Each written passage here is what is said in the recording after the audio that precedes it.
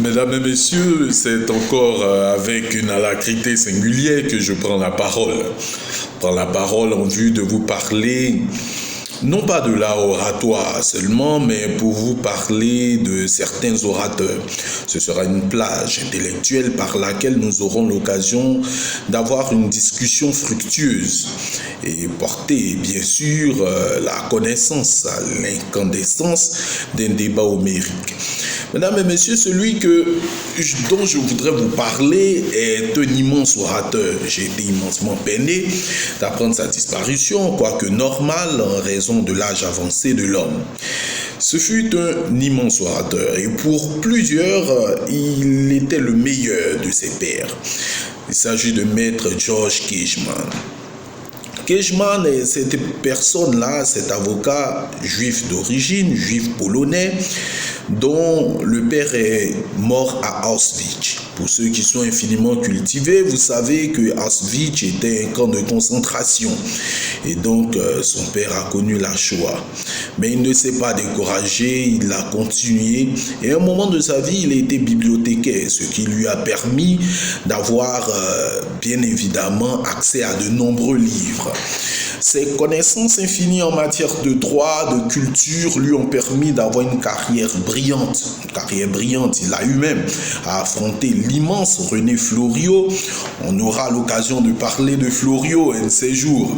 Il a eu à affronter René Fleuriot lors d'un débat à la télé. On peut avoir des extraits de ce débat. En tout cas, on pouvait l'avoir sur Internet, dans les archives de l'INA. Malheureusement, c'est difficile aujourd'hui d'avoir tout cela. Vous savez, les vidéos les plus belles, les plus poussées dans l'esprit disparaissent sur Internet. On ne sait qui fait ce travail, ce génocide intellectuel. Mais en tout cas, pour revenir à George Cageman, il a eu ce merveilleux débat qu'il a gagné. D'ailleurs, il a été deuxième secrétaire de la conférence. Vous savez, la conférence du stage et le concours d'éloquence des avocats. Il a été deuxième, donc ce qui prouve son immense éloquence, mais une carrière vraiment grande.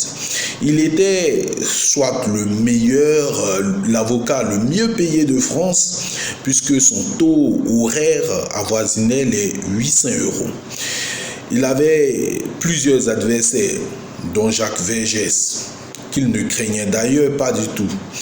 Mais un adversaire, Olivier Metzner, décédé aussi, on aura peut-être l'occasion de parler de lui à un moment donné, mais ils ont eu un affrontement lors du procès de Liliane Bettencourt, un véritable clash entre les avocats les mieux payés de France.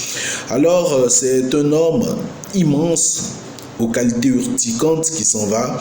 Pourquoi faire une vidéo sur ce genre de personnes? Il m'a paru nécessaire de pouvoir parler de ces personnes, ces immensités qui ont traversé le domaine du savoir, le domaine de l'éloquence, car on ne voit loin que lorsqu'on est juché sur les épaules de géants, disait l'archevêque Salisbury, et il est très important de connaître ces références afin de ne pas tomber en toute déshérence. Mesdames et messieurs, c'était juste ce moment et il m'a plu tout simplement de m'exprimer avec vous et j'espère que vous manifesterez un intérêt majeur et majuscule pour que ce genre d'intervention continue et pour ma part, je devrais partir.